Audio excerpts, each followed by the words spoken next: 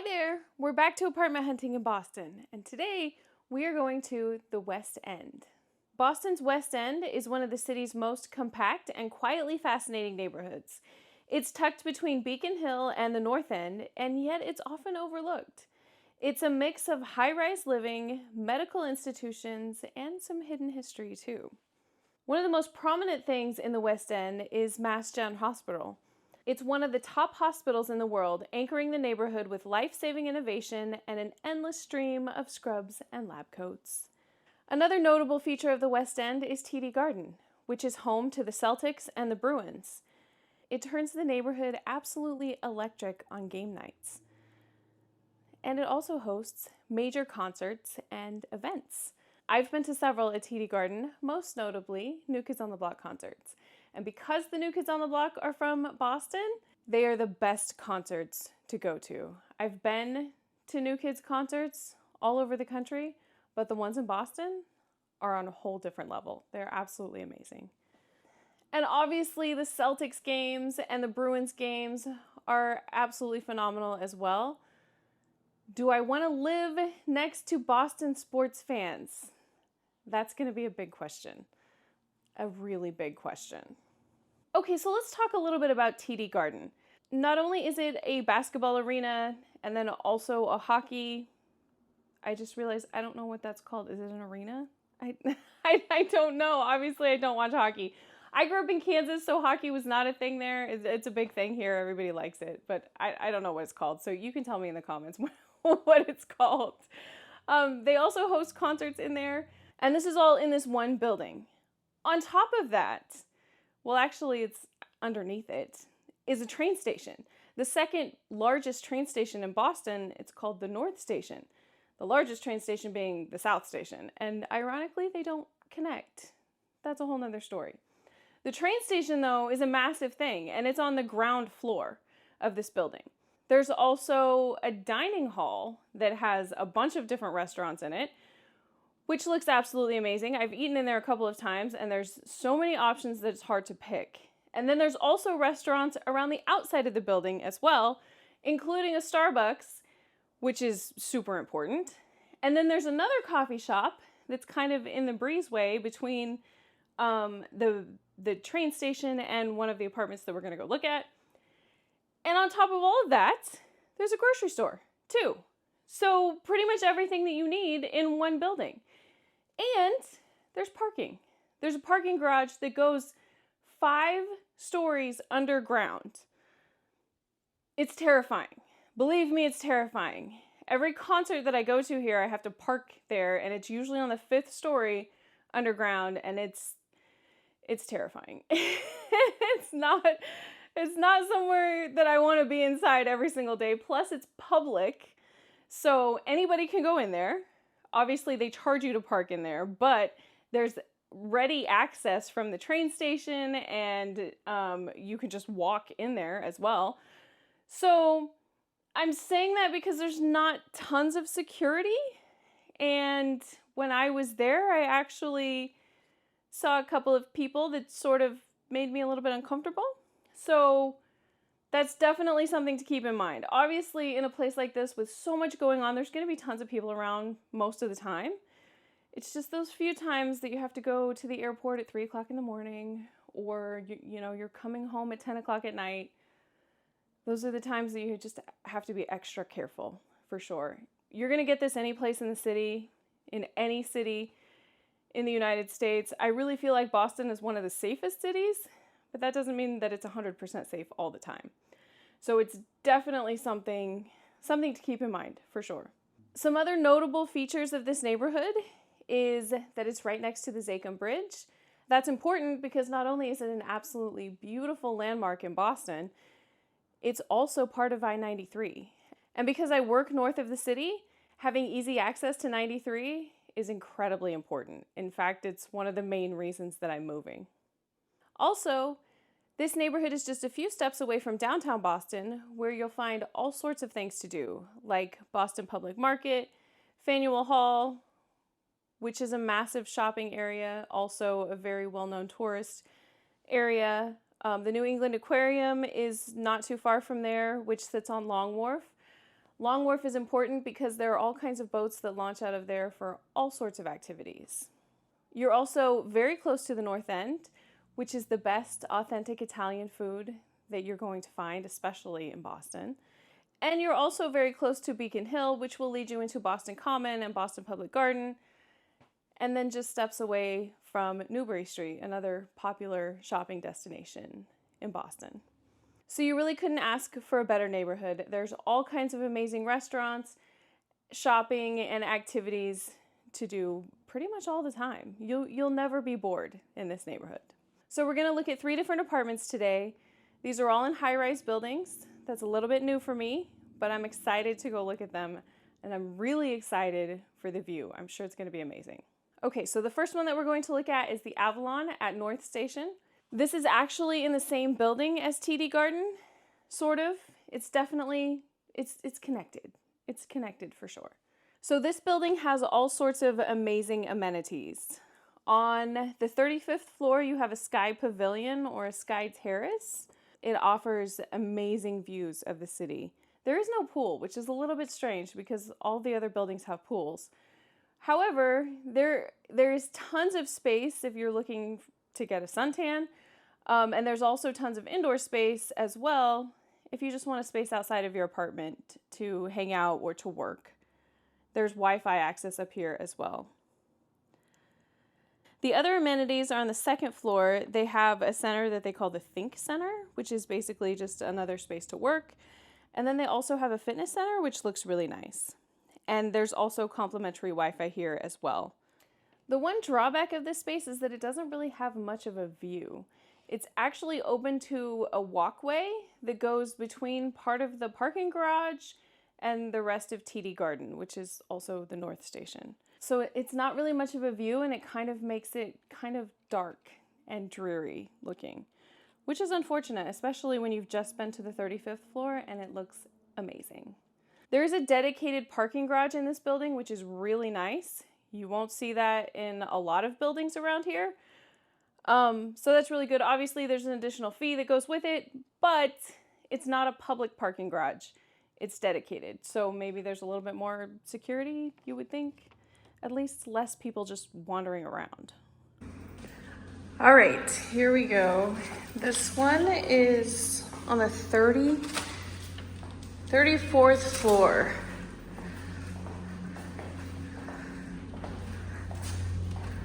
I could get used to that view. I wanted a water view, and I guess there is water there that's not really the harbor, but it's close. I like the bridges though. That's super cool. So here's the apartment.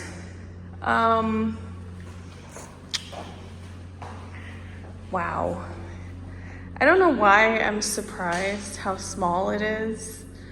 It's just probably enough space for a bed. Maybe if I really wanted to bring my couch. But I feel like I would do much better getting rid of my couch. The appliances look nice enough. It just looks, I don't know.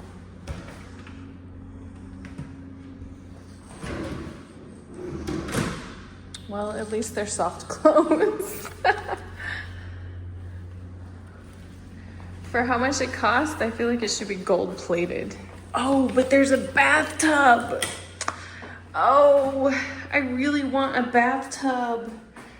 And I don't think that most of them have bathtubs.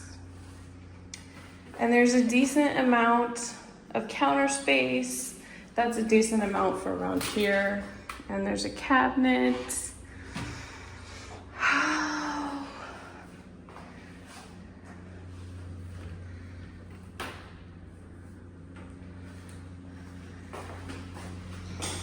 Let me see. This is the one closet that you get, which is okay. I mean, the closet I have now is like 3 times that size, so that's kind of crazy. And then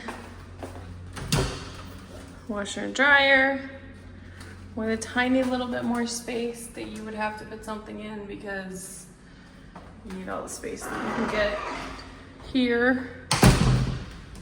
So yeah, that's it. That's the first one. There's a couple others that we can go look at. What do you think? Is this worth it? Is this worth $3,500 a month? Okay, this is really dangerous because this is a 1-bedroom and I should not be looking at this because I can't afford this. It's way better, first of all. This view is way better. Look at that view. Holy cow. Yeah, okay. Plus, the kitchen is way better. I mean, tons of storage, which I would need.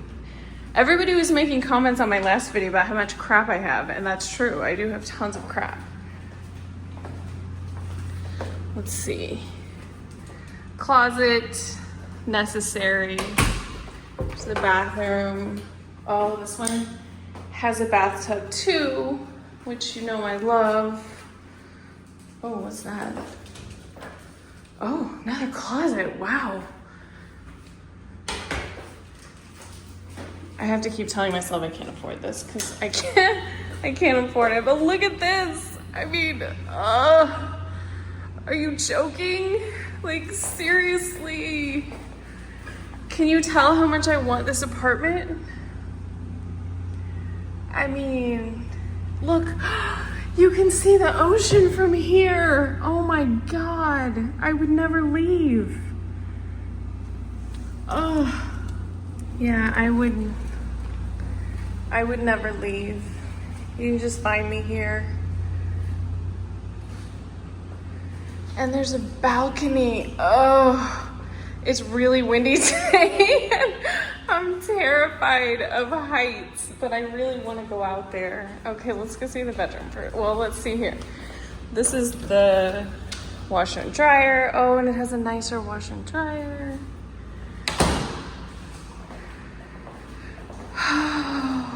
Wow. Look at the balcony. Do you see it there? Are you terrified? I'm terrified. I have to put all my shit down and go out there. Oh, and the closet is so much better too. I don't know how much this one is. I want to say it's going to be like probably $4,000 a month, $4,500, something like that. Okay, leaving my stuff here. Leave my sunglasses here. Run away. Make sure I hold on to my phone. Oh, it's so windy out here today.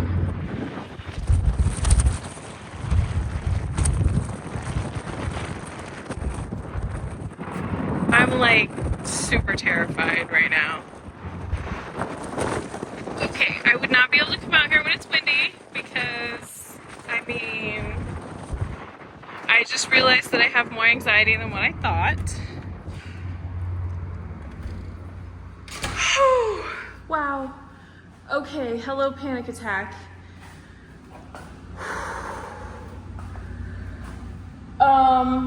Yeah, I don't think I need the balcony. I think I could do without that.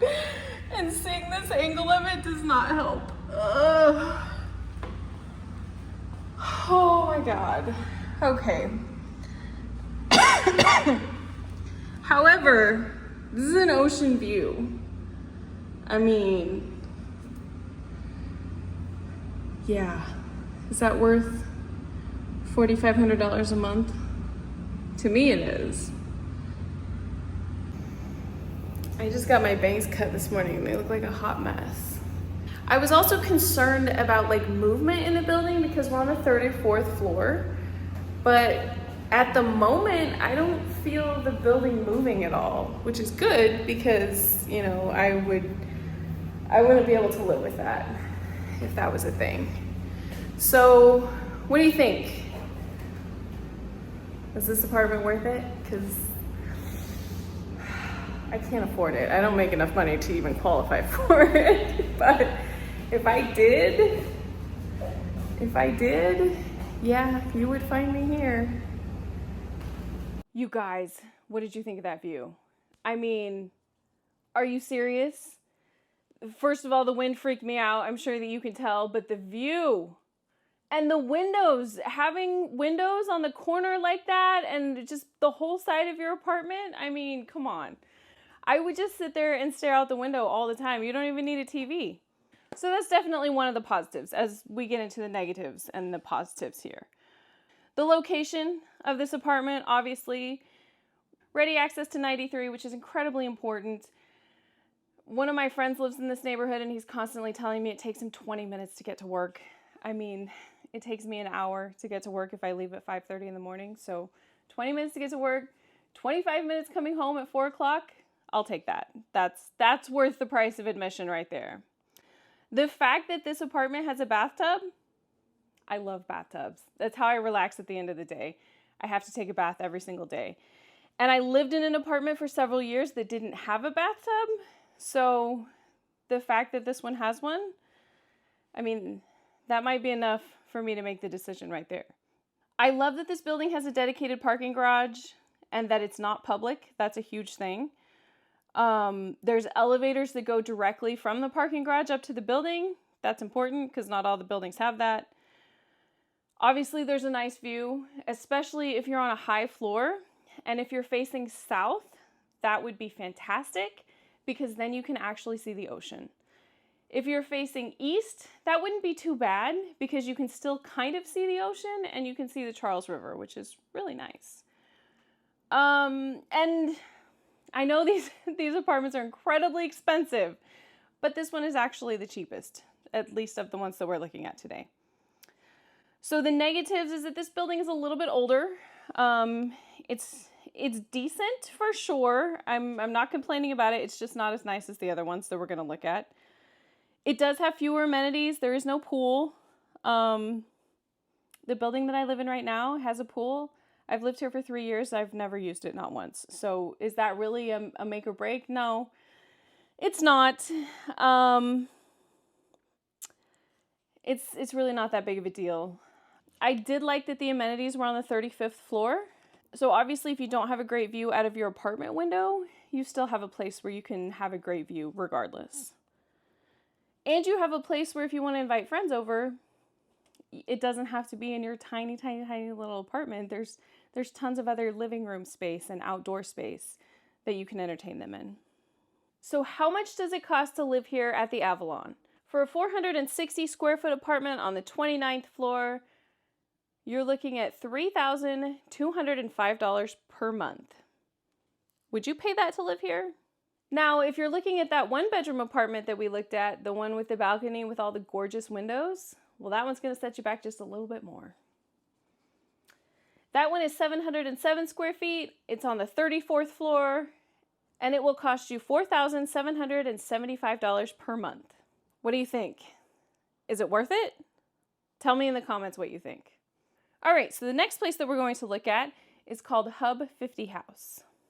So this building is absolutely gorgeous. It is also connected directly to TD Garden, and unfortunately, it shares a parking garage with TD Garden.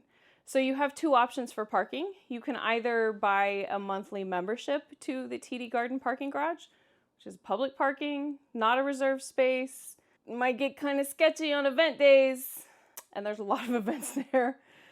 Or, and that one is like $550.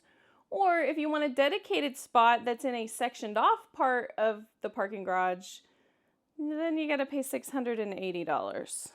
So there are elevators that go directly up to the building that are dedicated elevators and they require a key fob access, which I think that you could still use those even if you just had a regular parking pass, the cheaper one. So I don't know, that's not my favorite thing, but let's just wait until we see the rest of this place. So this place has tons of amenities. In fact, it felt like the most luxurious building that I toured. There is an absolutely beautiful pool that's on the top floor of the building which if I remember correctly is like the 37th floor. There was some other outdoor space up there as well, places to barbecue and just hang out. And then there was indoor space up there too, which was absolutely gorgeous. And then there was a whole other space on the 15th floor, which was most of the 15th floor, that had tons of like living room space. There was a couple different kitchens. There was a movie theater, all different kinds of places where you can hang out, plus a whole bunch of extra outdoor space too.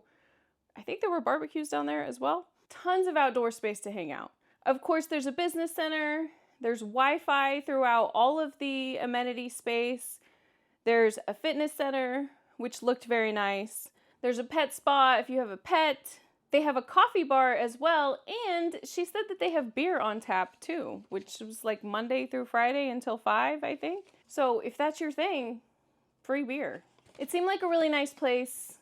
Everything felt very luxurious, very nice. And for a Friday afternoon when I was in there, it was pretty quiet too. I'm definitely curious to know what it sounds like when there's an event going on at TD Garden, because the building is connected to the TD Garden building, but it's also sort of separate once you get up to the higher floors. But you're right next to it, so surely there's some noise. I feel like there would be some noise. Of course I asked every building that I was in, is there noise from TD Garden? And they're like, oh, no, absolutely not. It's very quiet. Also, there's a noise regulation, so even if there was noise, which there's not, definitely not, it has to stop by 11 o'clock at night. So to me, that was like, yeah, there's definitely noise, but it's probably going to stop at least inside of the building at by 11 o'clock or ish around that time. That doesn't mean that the noise on the street is going to stop. Obviously, there's going to be noise because you're in the city. I've just seen some of the videos from when one of those teams is winning or going to win a plate or a cup or a bowl or whatever it is that they compete for, and it gets kind of rowdy. Definitely something to think about. Okay, so let's go look at the apartments. The first apartment was so incredibly small, I couldn't believe it. I was like, is this really it? This is everything? You think that you know what 400 square feet looks like until you're standing in the middle of it, and it's like, this is $3,500 a month? That's what this is, really? I didn't really even know what to say, and I felt kind of bad for the poor girl that's showing me around because I didn't want to be rude, but also it was like shocking. It was like, I don't even know if my bed will fit here, and like a desk and a chair. That one might be a little bit too small for me. So the next one that we went to look at was a lot better. This one is 463 square feet, so I don't know why 63 square feet makes a huge difference, but it does. It's not a one bedroom. Well, they call it a junior one bedroom. It's not technically a one bedroom because it has this wall that partitions. It's not technically a one bedroom because it doesn't really have a wall. It sort of has a partition. But there's a place in there where you can put your TV, and then there is a space for your bed, which seems very small, but it's definitely cozy for sure.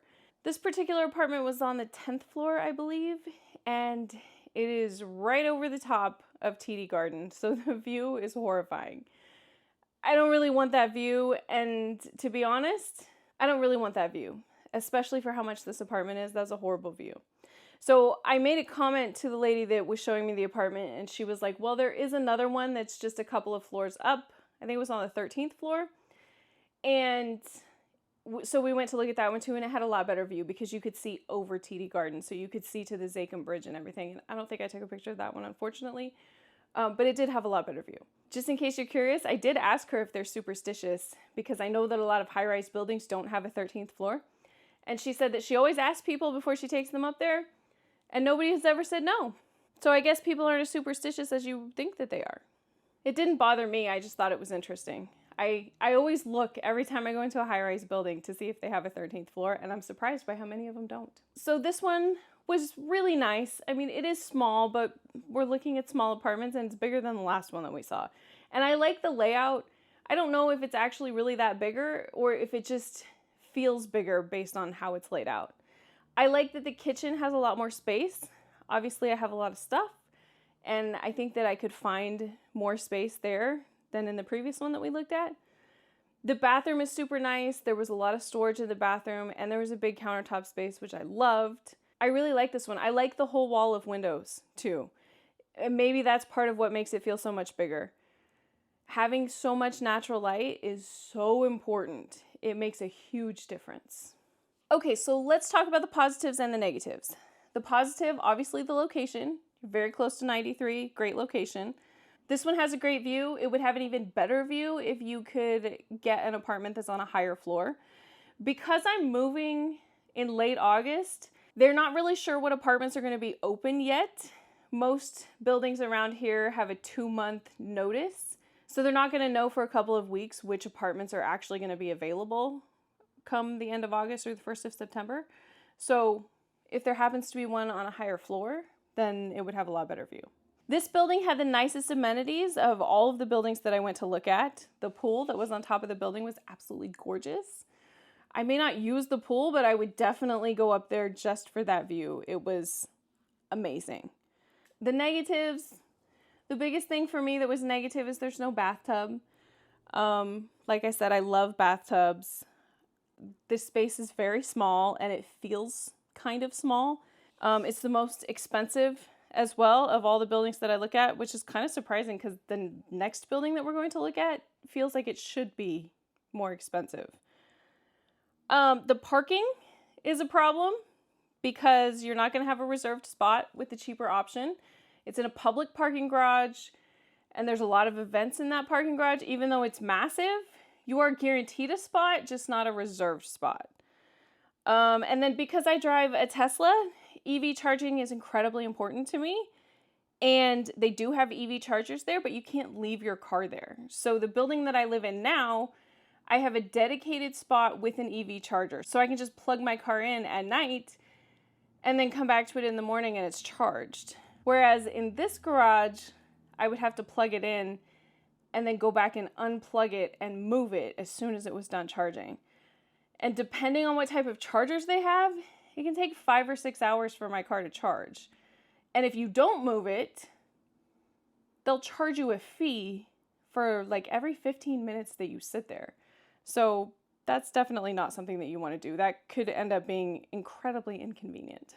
So how much does it cost to live at Hub 50 House? For the first apartment that we looked at, which was 370 square feet, it will cost you $3,766 per month, at least. For the junior 1-bedroom that we looked at, which is 460 square feet, it will cost you $3,753 per month, at least. How is the bigger apartment cheaper? Answer that question for me, please. How does that happen? How does that work out? Obviously, they give you this variance because they're going to charge you a different amount based on what floor that you're on, and also based on who else has rented an apartment recently.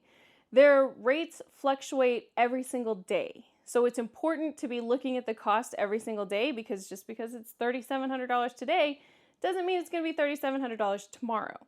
They actually gave me some papers of the ones that I looked at.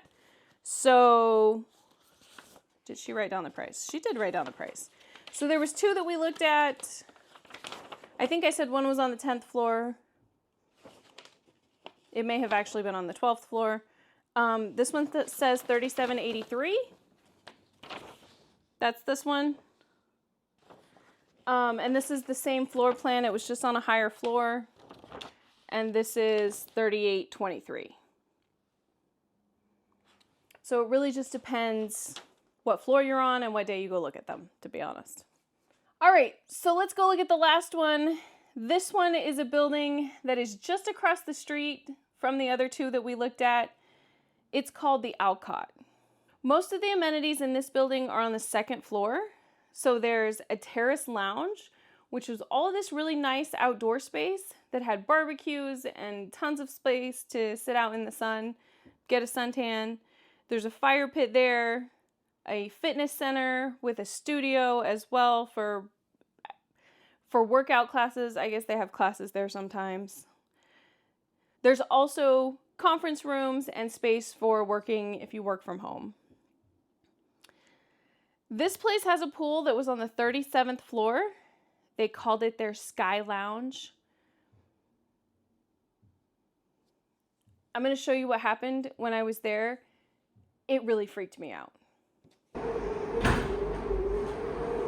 Okay, I don't know what that noise is, but it's freaking me out. There's more meeting rooms, and I don't know what that is. Shuffleboard? Can you see the pool?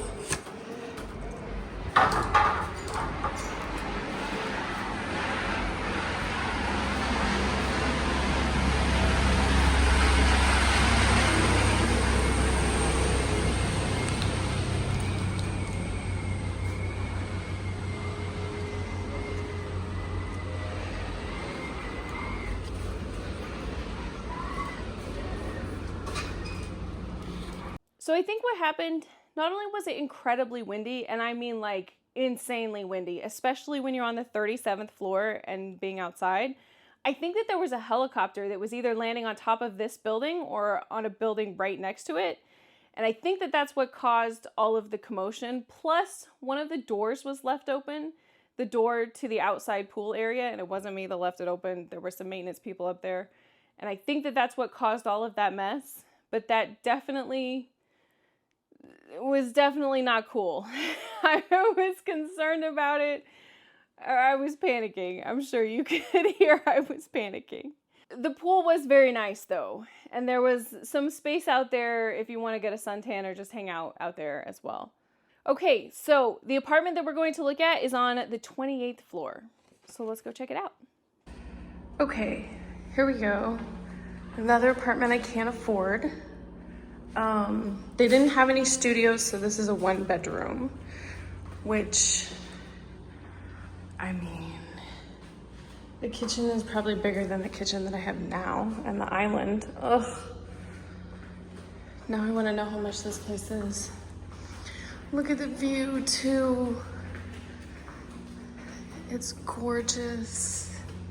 Oh, and you can see the ocean too.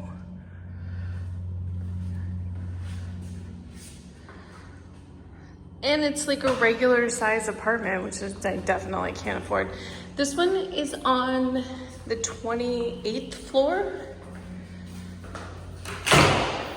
So that's why the view is so nice. And the closet space is nice.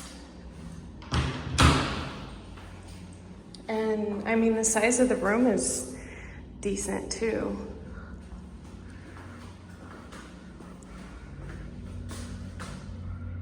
I would just sit here and look at the window all day. Look out the window. I mean, I could do this, I feel like, for hours. And that would be enough entertainment. I wouldn't even need to have TV. I would just sit there and look at all the people.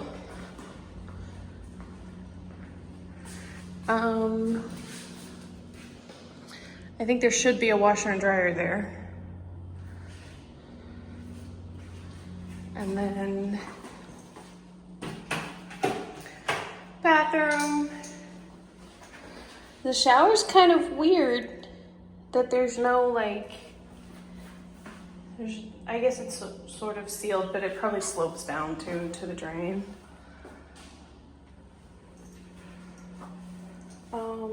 Nice counter space. Drawers, I like the extra plugs too, those are nice. Yeah, let's see how much this one costs. More closet space, which is nice and necessary.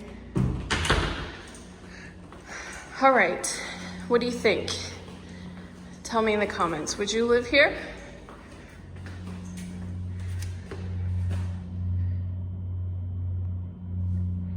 All right, so let's talk about positives and negatives. Obviously, the location, again, is phenomenal. It is just around the corner from TD Garden, so very close to 93, perfect access. The apartment is absolutely beautiful. This one had the best finishes of all of the places that we looked at. I love the white cabinets and the white countertops, everything being white. I think it looks absolutely amazing. And the fact that this apartment had so many windows was also completely amazing. So the apartment that I was actually able to see was a 1-bedroom, and I definitely can't afford a 1-bedroom, but there is a video of a studio apartment, so I wanted to show you that as well.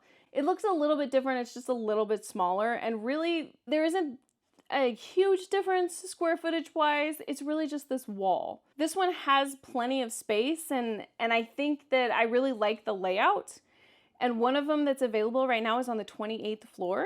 So it would have an amazing view, especially if it's facing east like this one is. I don't think you could ask for anything better. So the apartment is absolutely gorgeous. Definitely my favorite out of all of them that I looked at. This building has a dedicated parking garage. It does offer public parking though, too. Although I don't know how many people actually use it or know about it. I think most people would probably park at TD Garden. I don't know what the cost difference is as far as public parking goes. Obviously, there's a gorgeous view, especially if you're on a high floor. You can't ask for anything better than that.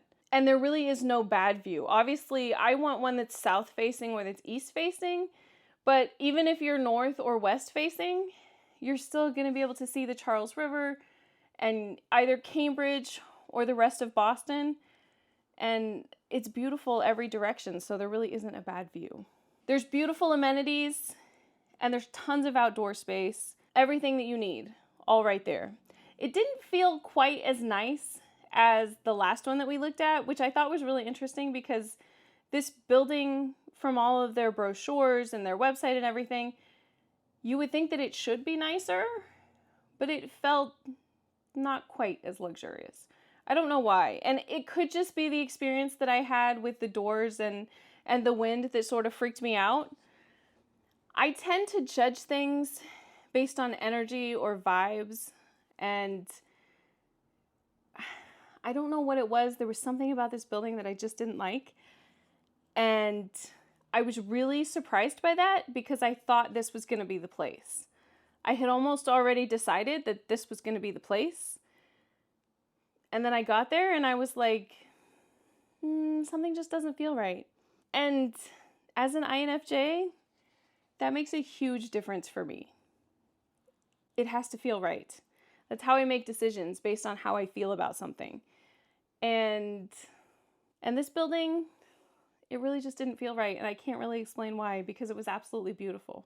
That was the biggest negative that I had about the building. Obviously, it's expensive. The parking garage is public, which isn't great.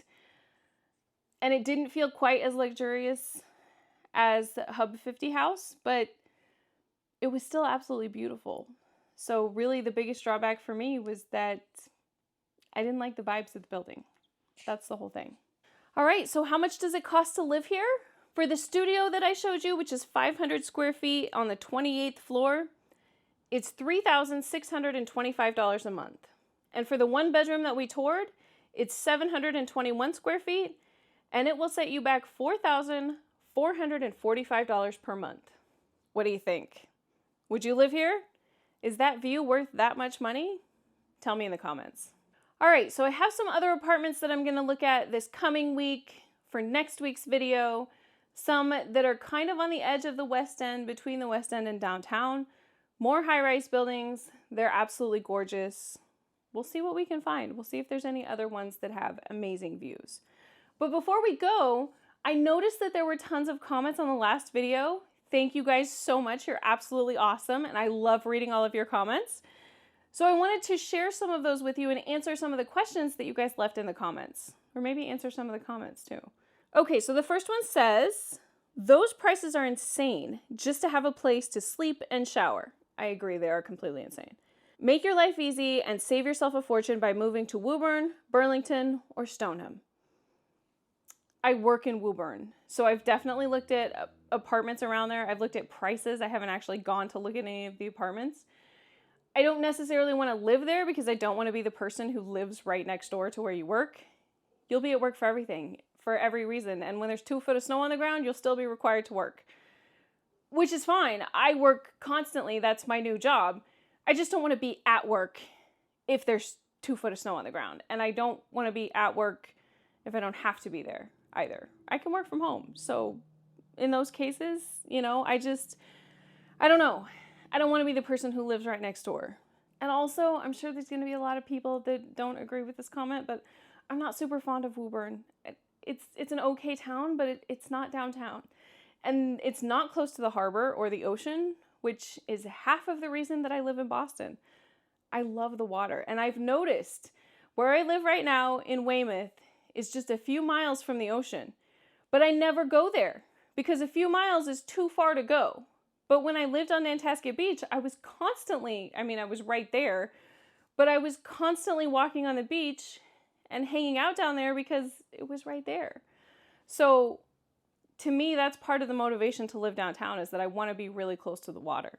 Okay, so the next one says, none of those apartments are worth what they're asking, and they are all devoid of any charm. You are nuts to even consider paying those rents for a place in which you will not be spending most of your time. I agree, the rent is incredibly high. I don't necessarily think that none of them really have any charm. They definitely don't have the charm of like an old house.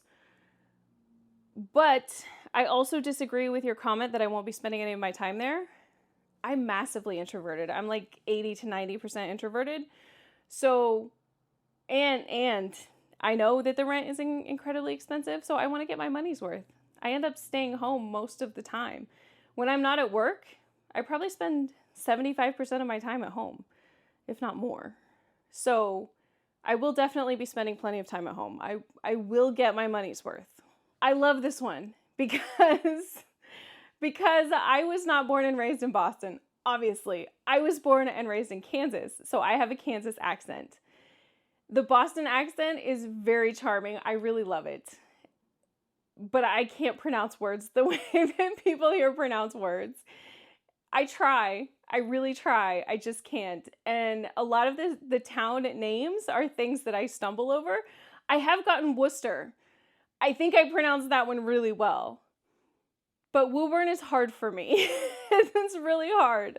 I've listened to people who have a thick Boston accent say it, and I think it's more like Woburn, which doesn't feel right to me, but that's how they say it. So this pronunciation, I don't know what they're trying to say, like Woburn, but there's definitely an oo sound. I know that there's just one O in Woburn, but it's definitely an oo sound. And I think they're dropping the R too, which is common for Boston. So yeah, I don't know. I get closer than most of the other people that I work with who are not from Boston. Okay, here's the next one. I paid $650 a month for my brownstone apartment on Marlborough Street in the 90s. It had 16-foot ceilings, a working fireplace, and a bathroom that could fit a four-piece quartet. The thought of paying $3,000 a month for a shitty generic shoebox with no storage in a city with the worst climate in America is laughable. People have lost their minds.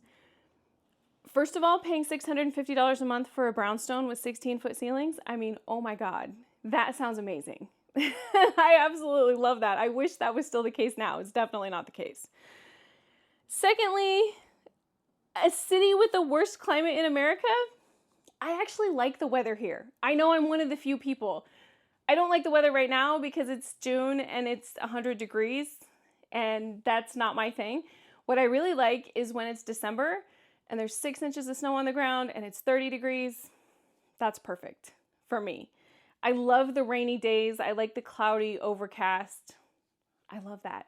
I could spend all year in that. So the weather, it doesn't really bother me. In fact, it's one of the reasons that I live here. Okay, here's the next one. If you can pay that kind of rent, why not try to buy a house? Can a roommate, find a roommate, I would assume?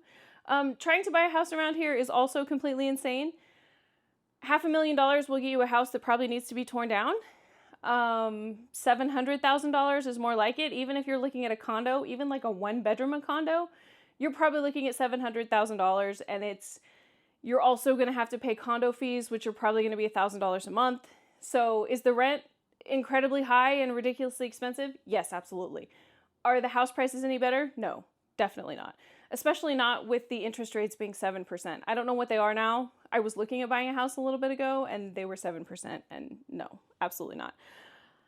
Could I get a roommate? Sure. Yeah, I could get a roommate. I've lived with roommates before. I don't like them. That's the whole reason. It's that I don't want to. I'm very introverted. I don't like people touching my stuff. My niece lived with me for a couple of years, and I absolutely love my niece. I adore her. I would do anything for her, including live with her and get a dog, which we did. But she's one of the few people that I would live with. I just can't. It's not my thing. I don't care if the rent is half the cost. I don't care if it's a fourth of the cost. I would still rather live by myself. Okay, the next one is actually two different comments. Wait until December. And then I would never pay for amenities I wouldn't use. I would never throw out that much for rent, only a condo, find a community. Wait until December. I would love that. I would absolutely love that. The rents will be cheaper in December, probably $500-$600 a month difference. The problem is that my lease is up now, well, the end of August, so I can't really bridge the gap between the end of August and December. So that's a massive problem. Buying a condo, again, we just talked about how expensive they are. And then the amenities, I mean, you're kind of paying for them one way or another. The Avalon was a little bit cheaper because it didn't have as many amenities. So, I mean, and honestly, that might be the one that I end up going with just because of that reason. Okay, last but not least, I can't stop looking at all the boy band items on your wall. I think that is a statement in and of itself. Thank you! I love all the boy band stuff. It is a statement. It's my favorite statement. It's the whole reason that it's there. I worked from home for 5 years, and when I moved into this apartment last year, I knew that I needed a background for all of my work from home meetings because I spend 75% of my time at work on Zoom calls. So I wanted to create a really nice background, so this is what I came up with. Let me show you. So here are all of my New Kids on the Block tour programs, and these are all of my meet and greet tags that I've been to. You'll see there's a bunch of them. And then there's just a bunch of my other favorite things. I love the Tesla robot. I went to Disney recently, so I had to get a new Mickey. I love Dwight from The Office. I love Noodles the Pooch. If you don't know who this is, she's on Instagram. She's absolutely phenomenal. I love her. And then you obviously need some inspiration, especially from JFK. And in this part of the world, I mean, you need some Dunkin'. Even if you're a Starbucks girl, you need some Dunkin'. That's really just a small part of my New Kids on the Block collection. There's tons of it all around my apartment. I absolutely love them. They're my favorite. I will definitely be going to see them in Vegas before too long. They're doing a residency in Vegas right now, which I'm super excited about. So yeah, that is my apartment search so far. Like I said, I have tons more apartments to go look at. I'm going to look at some in the North End as well as downtown, and probably some in Back Bay. And maybe even some out in some other places. Maybe we'll go look at some in Woburn just to see what the difference is. And there's also a really nice building in Wellesley, another place that we probably can't afford, but why not go look at them and compare? Maybe it's better. I don't know. We'll see. So make sure that you come back next week because we're going to find some more apartments to look at.